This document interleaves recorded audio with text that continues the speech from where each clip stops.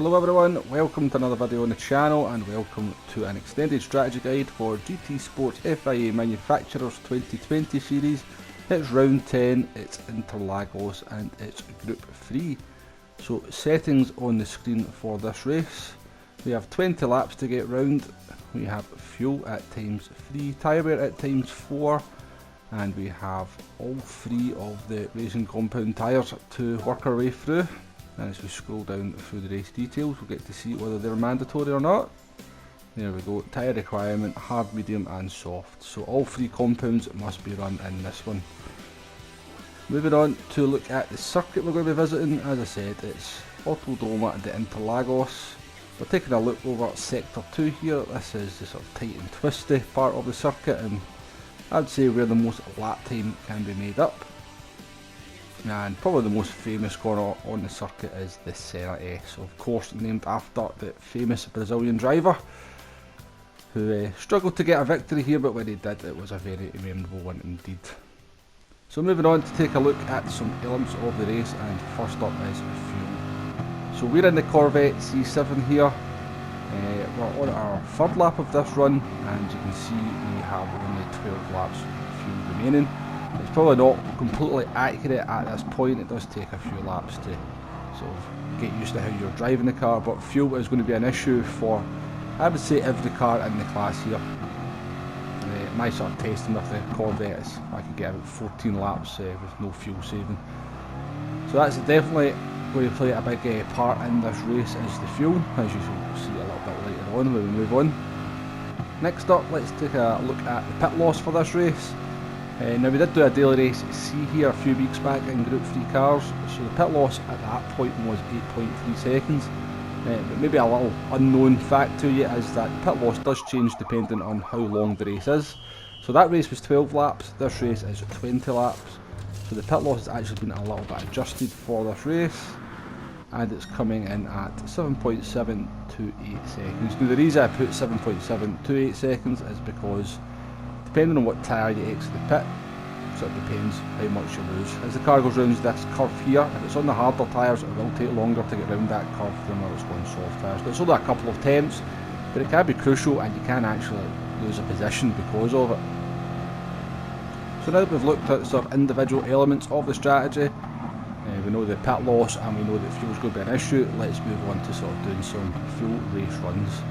Now, it kind of boils down to whether you're going to do a 2-stop or a 3-stop in this one, and it also boils down to whether you're going to sort of do some fuel saving or whether you're just going to go flat out and take on the fuel that you need at one of your pit stops. The first strategy we're going to look at here is what I'm essentially going to call the saver strategy. Just going to go sort of traditional route on the tyres, soft, medium and hard. We'll look after our soft tyres for as long as we can. Move on to the mediums, look after them, and then we're just going to change on to the hard tyre on the last lap. All the while we're going to be fuel saving, doing some considerable fuel saving to try and avoid refueling at any point during the race. So you can see we are short shifting quite a lot here. Sometimes the sort of rev counter's not even appearing on screen before we change gear. Now the Corvette C7 is pretty good for doing that. It's got a lot of torque, so it's got a lot of pull down the straights, and you can sort of afford to sort of change gear and not lose a huge amount of speed. But that won't be the case for every car. Now that's something we will sort of discuss a little bit later on in the video when we sort of look at the strategies that we're going to go through here individually. So we've managed to make our soft tyres last till lap 9 there.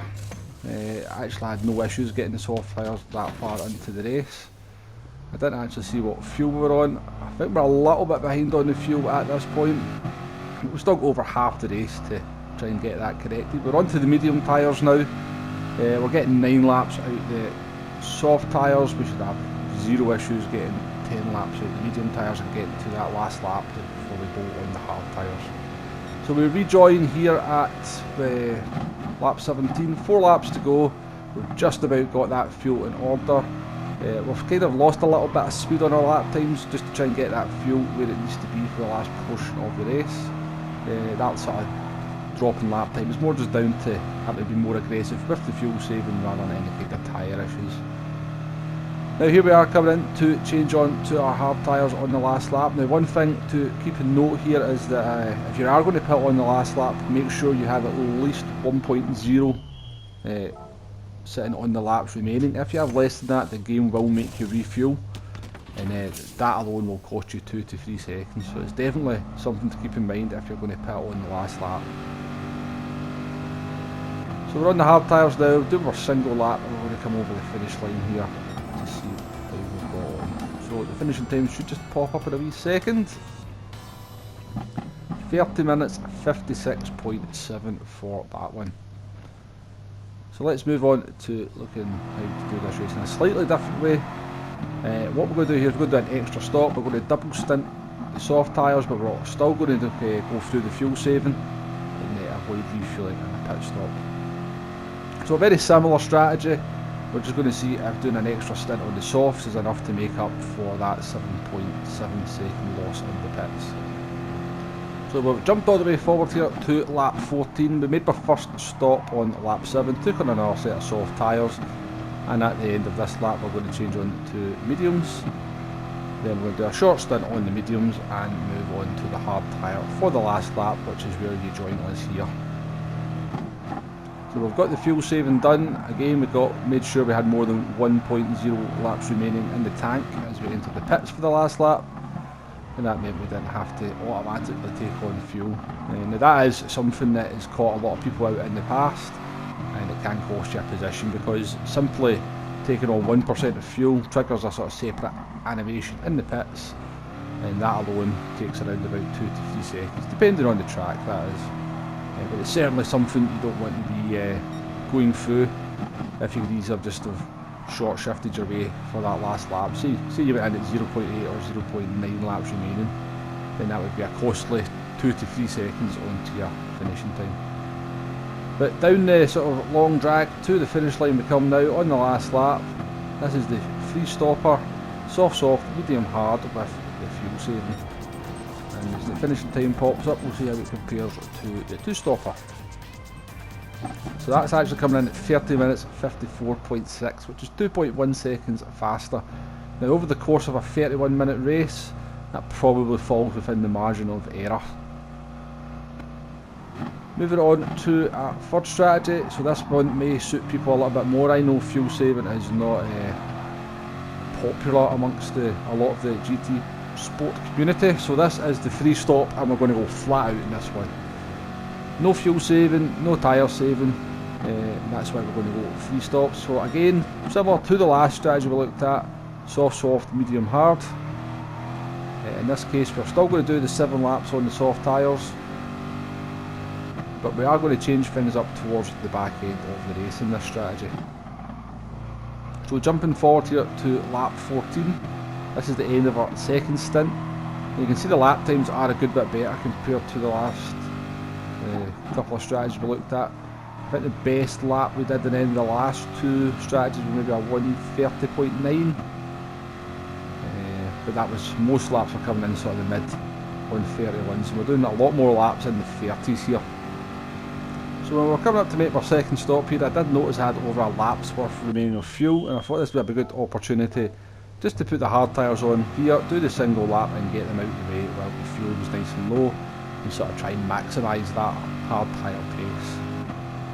Obviously the hard tyre is a lot slower than the other two tyres, so as you've seen, for every strategy here we're only doing 1 lap, and I think that will be pretty much what everyone does in the race.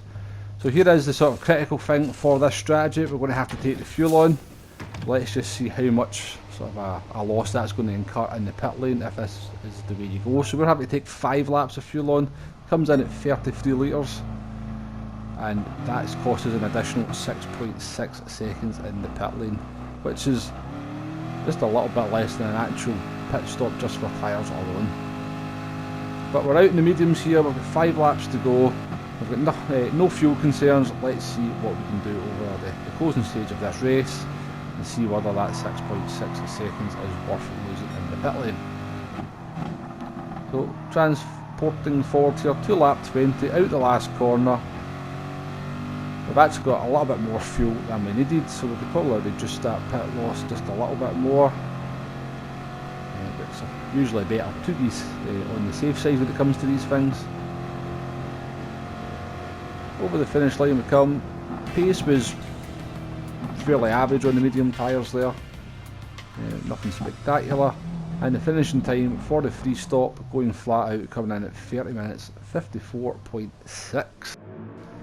So we've looked at 3 different ways of doing this race, and what have we learned, or has it made things any clearer on what is the best strategy for this one? Well, to be perfectly honest with you, no it hasn't. We did the race 3 very different ways, and we came in with 3 very similar results. Now, I did have to sort of do slight adjustments to the finishing times.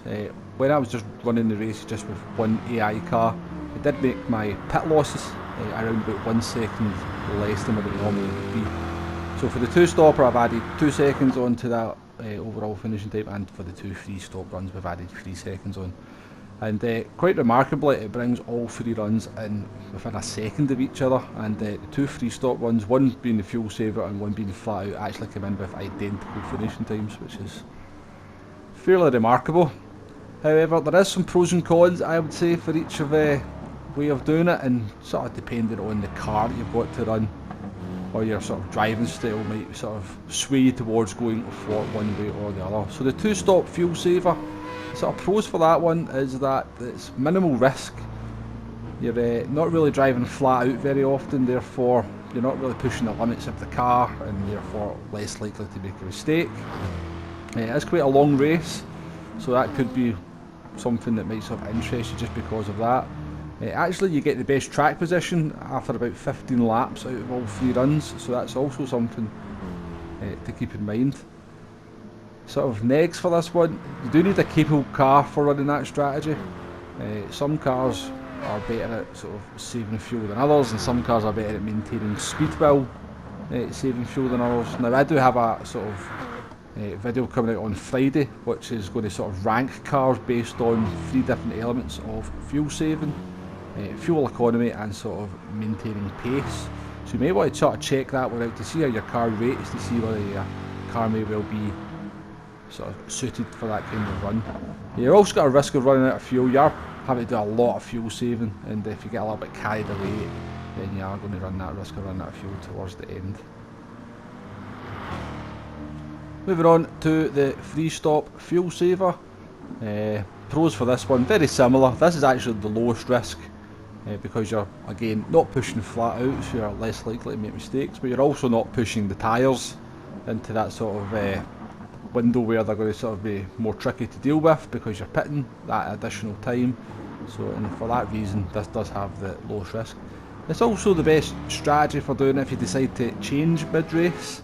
Probably not advisable, but at least if you're going to go, you're planning on making 3 stops, then you've got that option to sort of just go, I'm not doing any more fuel saving, I'm going to start burning the fuel. You're going to be making additional fuel stops, sorry, additional pit stops, so you're going to be able to kind of work out that fuel a little bit better. Negatives for this one, again, it's just the same as the first one. You need a capable car, a car that can fuel save while maintaining pretty strong pace, and of course you also run that risk of running out of fuel towards the end if you get a little bit carried away fighting with somebody, or get distracted from your strategy, or just push things just a little bit too close to the edge. The final strategy we looked at was the free stop flat out. Now the pros for this one is that I think this is potentially the fastest way to do it. Also another pro for that is there's no management of the fuel or the tyres, so you can kind of just throw that to the back of your mind and get on with just putting in the lap times. Negatives, this does run the highest risk. You're going to be pushing flat out all the time. That means you've got more scope for making mistakes, which is quite easy to do over a long race of 31 minutes, and you also have that need to refuel. So depending on sort of how much fuel you burn through, you're going to have that extended pit stop. Anyway, that is my thoughts for this one. All these strategies seem to come in very close, so it's a case of picking your poison, what one you want to do sort of suits your way of driving best. Hopefully there's been some helpful information in there to get you started for this race. It is a couple of days away, so plenty of time to get prepared. Please do check out the video on Friday, which will be the Group 3 fuel ranking table. There's be a lot of interesting information in there, and it should help you to decide whether your car or what sort of strategy your car maybe will be suited for this race. But until then, thank you very much for watching, and I shall see you on the next one. Goodbye now.